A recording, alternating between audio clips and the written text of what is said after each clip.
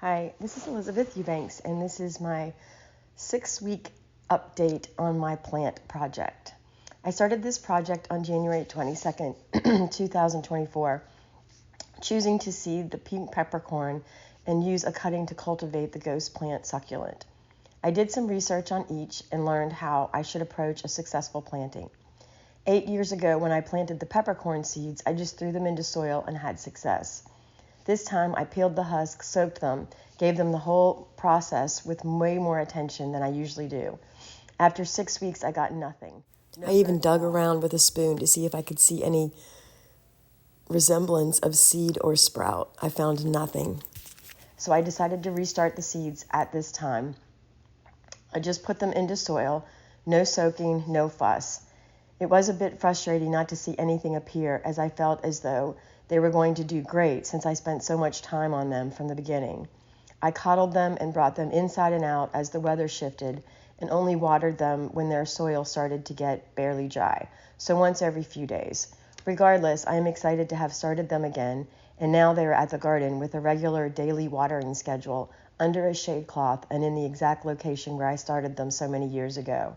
I have a new hope, and either way, I have a nice supply of seed if these do not take this time. As far as the ghost plant, this has given me such a new appreciation for succulents. I only had this plant because I took it from my aunt's home in New Orleans after she passed, and it lived in West Palm Beach, Florida, and now in Pensacola. I have had this plant for some 20 years. I also have a very, very long memory of my mom having this plant in a basket. It's been so much fun to watch and cultivate. It makes me want to grow a bunch of succulents, these ghost succulents, for my cousins, of which the plant belonged to their mother. I have maintained the same schedule for these cuttings as I did for the peppercorns. They are all in the same tray, so they all got watered every few days, and they all got moved inside and outside pending frigid temperatures. The larger plant I just stuck in the soil because it was an extra piece I had picked to gather leaves from for this project.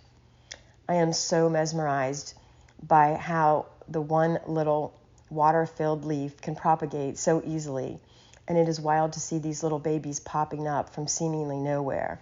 I also found it interesting that all the leaves did not act the same. Some produced the little babies nearish the base of the plant, and the other leaves have a little sprout coming from the top of it. I am in awe and will foster this new love for succulents, especially the ghost succulent, and no doubt will incorporate it into the horticultural therapy or therapeutic horticulture program that I develop.